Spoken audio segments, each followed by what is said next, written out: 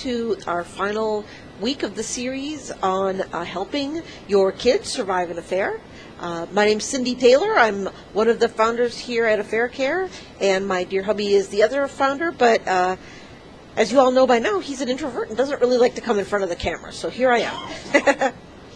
And we are finishing our series this week on helping kids survive an affair.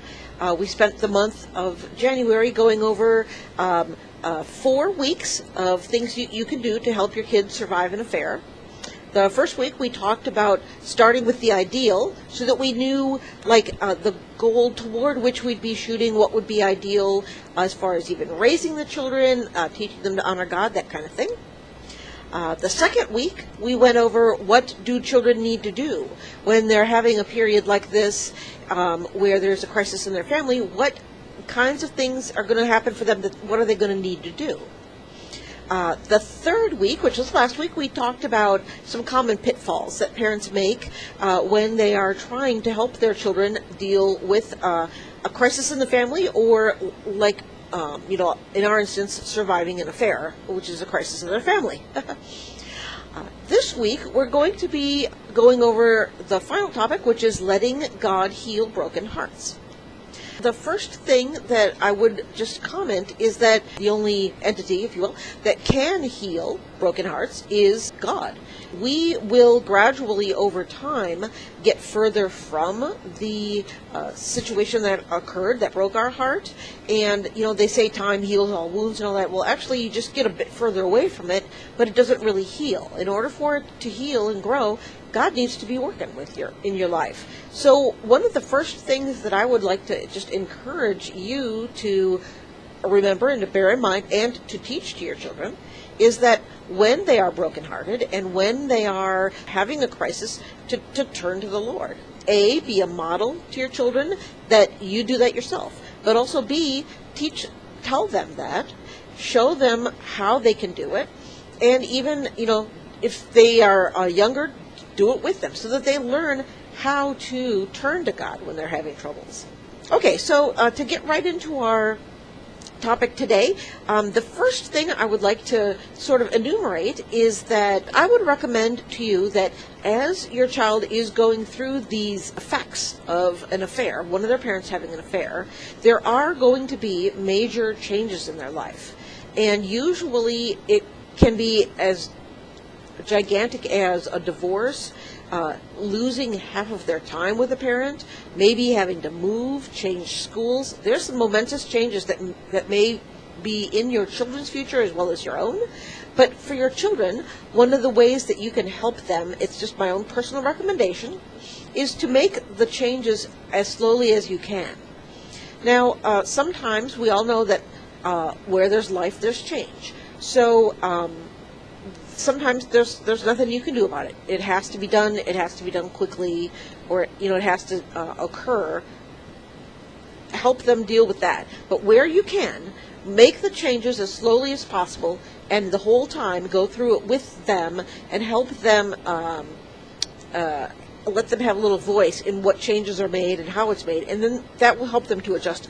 It will be a little bit helpful for them. So that's just me. That's just a personal recommendation. I think it's just going to be one way to let God start to heal their broken hearts when they are able to keep up with, adjust to the changes as they come. Do it as slowly as you can, and then they can adjust a little bit better. The first topic that I'd like to deal with as far as letting God heal the broken hearts, the first suggestion I would have comes straight from Proverbs. In Proverbs 12:22, the verse says, "Lying lips are an abomination to the Lord, but those who act faithfully are his delight." And I'm bringing this verse up because I would say one of the ways that you can let God heal your broken heart is to be a person who is honest and encourages honesty and communicates the truth within your family. Now, your family may be changing. It may be that it's just you and the children.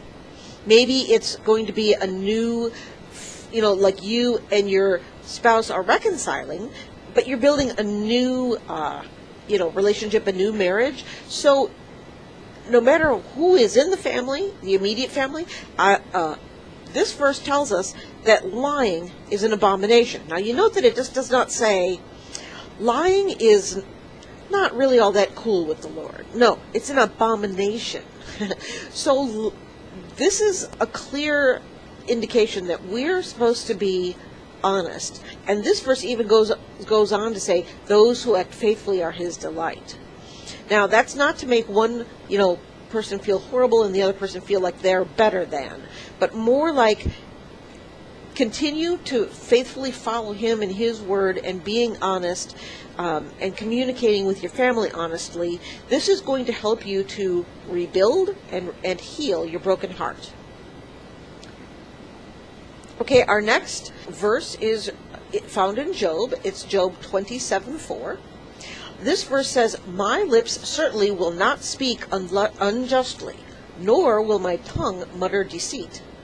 Again, we're kind of carrying over on the honesty thing, but I think this verse also brings into play where it says, my lips will not speak unjustly. Part of the hard balance that parents have to strike when they're helping their children survive an affair is the balance between speaking the truth. Clearly it says, my tongue will not mutter deceit, so you must speak the truth, but also not speaking unjustly.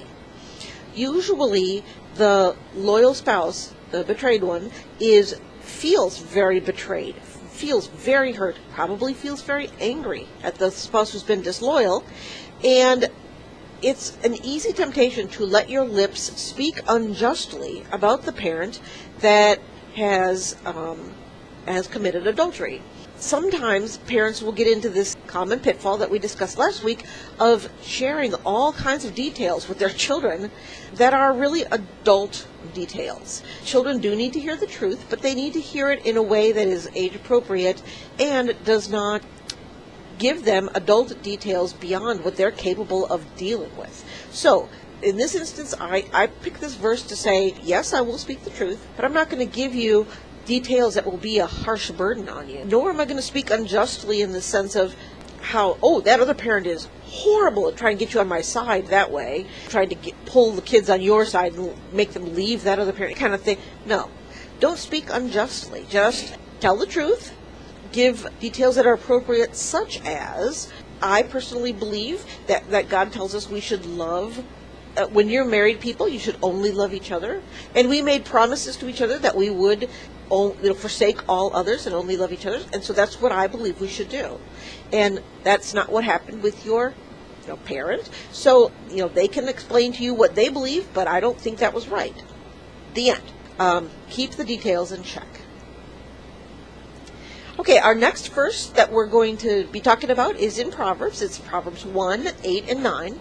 The verse says, hear, my son, your father's instruction, and forsake not your mother's teaching, for they are a graceful garland for your head and pendants for your neck. In the instance when the children are little, both of their parents, one way or another, will be teaching the child. Either some of it will be maybe I'm speaking to you and listen to what I say and obey, that kind of thing. And they might be teaching the children right and wrong and that kind of, but the children will be taught by watching what you do. So this verse is telling the children that they do need to listen to their father, but you notice it says your father's instruction, and then listen to and don't forsake your mother's teaching. When your parents are teaching you, they're human beings, and we are supposed to listen to them, and we are supposed to use some discernment and judge and grow as we grow, but not forsake the parents.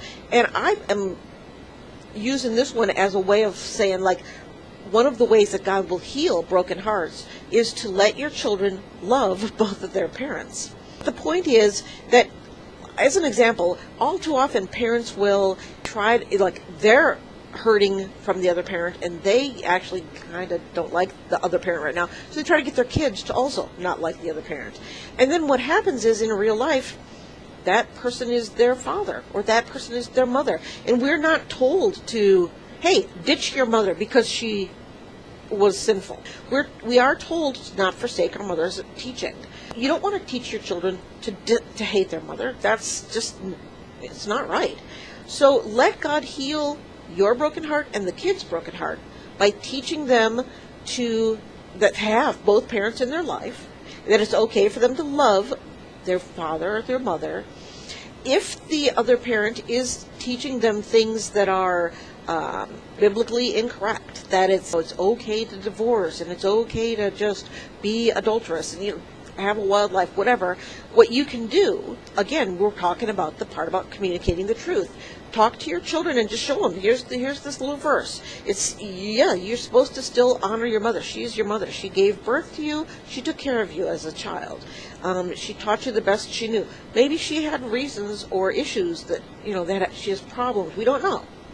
But this verse here says, and then you teach them how do they deal with a parent that is less than perfect. And they're going to have to grow up and learn how to have that person in their life for the whole rest of their life. So let them love that other parent and also teach them how to honor a parent even when you don't particularly like that parent anymore. Okay, our next little verse is Proverbs 12:18. This verse says, "There is one whose rash words are like sword thrusts, but the tongue of the wise brings healing." The whole verse itself is just perfect for kids because you want to show them that verse and say, look, we can use our words, and it says right here, they're like sword thrusts. We all know what that means. So, sometimes you've had somebody say something to you, and it's so mean, it just hurts your heart. You feel like you've been stabbed. But look at the alternative. The tongue of the wise brings healing. And this particular verse is how God heals a broken heart by encouraging two-way healthy communication. When you use your tongue, it says the tongue of the wise brings healing. See, that means a person who is wise will use their communication in a way that supports and heals people's broken hearts. God will heal broken hearts in your family and in your kids, which is who we're focusing on right now, when you encourage two-way communication that is loving and that teaches them it wisely. The trick is you're not going to see the kind of healing when you're being unwise or rash. Like it says, those who use rash words, their words hurt like a sword thrust, okay? So God's not going to heal you with rash words. You have to be wise. That's part of the healing process, is the wisdom. But also using your tongue. And that is the communication part. So let your kids talk. Help them put their feelings into words. Sometimes children do not have the actual vocabulary to express very well. So help them learn how to say what this feels like, and also give them a safe place to say it. So often parents will say, I don't want to hear anything negative. I don't want to hear anything positive. I don't even want to hear anything at all. And the kid has no safe place to just express. Not only do you want them to use their words and help them put their feelings into words, but also to give them a safe place where they can do that. Make it like they can come and talk to you about that. And part of your job then is to be the wise one who brings healing by helping them put that into words that are more mature, help them grow in the Lord by teaching them about that. Our next word is from Psalm 34, verse 18. This verse says, "The Lord is near to the brokenhearted and saves the crushed in spirit." Well, first, I'll just point out to you that this verse is a promise. I do this when I see a promise. I'm cruising along in the Bible and I read and I see a promise. I just claim it, and by that, what I mean is that I say, this has been promised to me. I believe it. This is what's done. You assent to it. You say, yes, this is truth. This is just the truth. The Lord is, if you're brokenhearted, the Lord is near to you. That just is. And it says also that he saves the crushed in spirit. Okay? So we know that this is a promise. We can say, yep, this is true. This is what's happening. Assent to it. The lesson here to help kids survive an affair is to help your children to, I guess I would say, permit them to grieve. Help them to legitimize their feelings of their grieving. They're losing things. Maybe they're losing a family member. Maybe they're losing their house, the way they used to live. Because let's be honest, if there is a divorce, the finances are going to be a lot less wealthy. Let's just say, if the two of you split up, they're going to lose friends. They might lose some of their bedroom, their safe place, even some of their sisters and brothers. Sometimes, some kids go with one parent, some kids go with the other, and they lose a lot, and they're going to be grieving about that, and that's okay, that's natural and to be expected. And one of our jobs as a parent to help the kids survive is to teach them that the Lord is near to the brokenhearted. I think a lot of times as parents, we go through a crisis like this, and it shakes our faith. But, as I was saying before, children are taught, even sometimes if we don't say something to them, they will be taught by the fact that our faith is shook, that their faith should be shook, and that maybe they should doubt God when they are grieving. So one of the best things we can do is to help them survive this by turning to their faith and by saying, yes, God is near the brokenhearted. Even sometimes if we don't feel him, guess what? Our feelings are not something to be depended upon. They change hourly, whether we're hungry or tired. So feelings are not it. God says he is near. It's a promise he is near. He is near. The end. And this kind of modeling will help our children survive this affair. Okay, our next verse is Hebrews 10:25. The verse says, "Do not neglect meeting together, as is the habit of some, but encourage one another, and all the more as you see the day drawing near." Now, this one in particular in the context is usually regarding going to church, and don't neglect gathering together and worshiping. Okay, that's usually the context that people hear it in, so to speak. But in this instance, I'm offering it as a way to let God heal the broken hearts in the family, to encourage you to find support for your kids and to find support for yourself. In other words, don't be trying to go through this all by yourself, keeping it a secret, bearing the weight by yourself, bearing your kids by yourself, bearing yourself by yourself. That's clearly is not good, starting even in Genesis. Adam was alone. God saw that was not good, and he made a helper for him. Us as human beings, God has made us creatures that are social. Some people are introverts and do not need, it is a drain on your personality to have that energy to go and be with people, but that doesn't mean it's not something that we do need some of. Some people, for example, myself, I'm a little bit of an introvert. I like to have one or two good friends, and then I'm done. I don't need any more. Other people are more introverted than that and really prefer the company of quietness, and that's fine. And some people are more extroverted, and they need the energy of a gathering of people in order to get through this kind of thing. So first thing I would say, this is just me talking, not necessarily the Bible, is to look at your children's personality. If your kid is an introvert, don't force them to go to youth groups and stuff to say, oh, you're going to get better by this. That could actually make it worse for them. Likewise, if your kid is an extrovert, don't deny them the opportunity to go and get support from their friends or their youth group or whatever, supportive group they have. So when I say offer support for yourself and offer support for your kids, what I mean is get to know yourself and your children enough that you give them the opportunity to encourage one another, to gather if that's what helps them, to meet together, to be with people that encourage them to heal. In this instance, a lot of times people will say, find a support group for your kids, find a support group. And they think they got to go off and find like the divorce support group, blah, blah, blah. No. What I mean here, it could be that the support group you need is to just attend church regularly. Sometimes that is what the support group you need. Because one or two people there know what you're going through, and they will just quietly and discreetly walk up to you, give you a hug, and say, how you doing this week? You're doing okay? Good. See you next week. That may be fine. That may be what you need. Okay? Maybe you need a Bible study. The point here being, don't neglect meeting together, and don't neglect letting other people be the ones to encourage you. That's one of the ways that God will heal your broken hearts. Okay, 2 more to go. The next verse we have is Proverbs 22:6. This verse, everybody I'm pretty sure has heard this verse. Train up a child in the way he should go, and when he's old, he will not depart from it. This verse is it's like an axiom, it's a truth.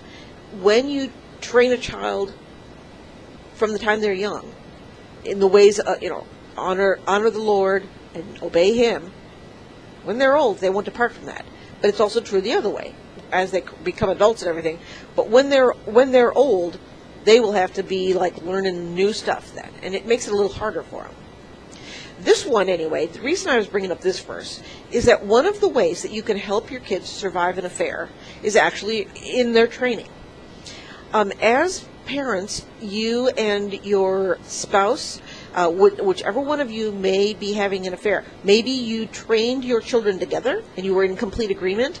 Cool. If that's the case, continue consistently, even despite the affair, so to speak. If it was a rule before the affair, continue that rule after the affair. Be consistent.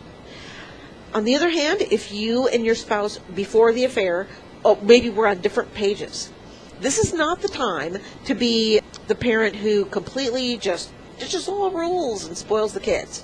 Nor is it the time to be the only parent who's disciplining your children. What you're going to want to do is strike the balance of consistency, which is to say, these are the rules. I cannot force your parent who, we're separated now and your dad's over there and he doesn't enforce that rule. I can't make him do that in his own household, but in this household, it will be consistent. And remember what we used to do? We're still staying there. Train up the child in the way he should go. And it will also be of benefit to your kids to help them survive if they know that they have one parent that's not changing all over the place, right? Have it be the bedtime is the bedtime. The punishment that you used to get, like maybe let's say you used to say, well, you have to sit in the corner for a minute for every year you are old, that stays the same. Have it be so that they know this one parent I can depend on. Now, the ideal would be that they can depend on both, and you let them love both parents. Remember, we've talked about that. But if that can't happen, at least be the one that they can depend on and be consistent. Train up your child in the way they should go, and that will help them eventually heal their broken heart. Okay, and then our last verse tonight is Ephesians 6, verses 1 to 4. Children, obey your parents in the Lord, for this is right. Honor your father and mother. This is the first commandment with a promise, that it may go well with you, that you may live long in the land. Fathers, do not provoke your children to anger, but bring them up in the discipline and instruction of the Lord. Now, I brought about this final verse to discuss, and we were just talking about discipline, but to discuss the one frustration that kids often have with their parents, which is that the parents expect them to be little adults. When we have to go to court, you have to sit in a suit that's itchy and sit still and be quiet and not squirm. And when we go to church, you have to sit in a suit that's itchy and don't squirm. And, they're not little adults. The last part that I wanted to bring up to help your kids survive an affair is to let your children be children. It says here, do not provoke your children to anger, but bring them up. Yes, we're supposed to discipline them. Yes, we're supposed to instruct them to love the Lord with all their strength and all their might and all their mind. Yeah, but it doesn't say on there that you're supposed to, and by the way, keep piling on these rules until they go crazy. Long story short, they're children. You're not supposed to keep provoking them and piling on rules and, adding to their insanity till they do go crazy, until they go mad. We want to allow the children to be children. They're going to have issues. They're going to have confusion over how they're supposed to love parents that are in different houses. They're going to have forgetfulness sometimes because they forget their shoes at one house or another. And it's all kind of new. Eventually they may settle into some routine with it, but especially at the beginning, it's going to be very confusing. In the same way that you would be a little kind to someone who is an adult and in a new situation and maybe, like getting oriented at work, a new worker or something, same with your children. Let them be children. Let them make childish mistakes and not scream at them. If they spill their milk, don't, that, I get it. You feel the frustration and anxiety of the full weight of the affair. But they don't. They're kids, and they sometimes will do silly things like spilling their milk or breaking a plate, and we're not supposed to provoke them to wrath by our treatment. We're supposed to be more mature.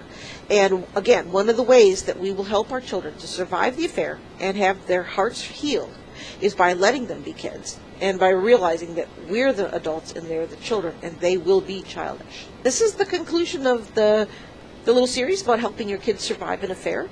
If you have any comments or questions, please, I would encourage you to make a comment on the blog, if you're reading it on the blog here.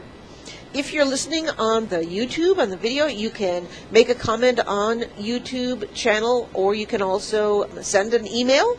If you're listening on iTunes or Stitcher, my email is affaircare@gmail.com. And actually that goes to both dear hubby and I, so you never know who you might have responded to you. It could be me, could be him. But yeah, we would love to hear your comments, your questions, things you want to add, things that would help your kids survive an affair. If you want to hear more, that kind of thing, we would love to hear it. So please contact us and let us know. Next week, we're going into the month of February. There's a big, push and recognition of Valentine's Day. And I have to be honest with you, I kind of flirted with the idea of doing a series on like love or Valentine's-y stuff. But I have to be honest with you, I personally think Valentine's Day is made up by Hallmark to make a bunch of money and make you buy chocolates and make you feel guilty and whatnot. So I just don't really buy into Valentine's Day a lot. So instead, and plus, let's be honest, if your spouse is having an affair, Valentine's Day can be a really hard day. So what we've decided to do instead, we've got kind of 8 weeks until we want to release our next new content. And so what we thought might be kind of fun is to start a little 8-week series for the months of February and March that are the 8 most common questions that are asked on Affaircare, and just sort of talk about what the comments have said and what people are asking about, and then see what we can do to answer, or at least, give our opinion of what the answer would be for these topics. So we'll be starting on that next week, and hopefully I'll start getting the little list together so you can anticipate what the questions or topics might be. So that'll be a fun one to start. Again, that'll be February and March. So alrighty, thanks so much for joining in this little series, and hope it was helpful, and hope to see you next week. Thanks. Bye-bye.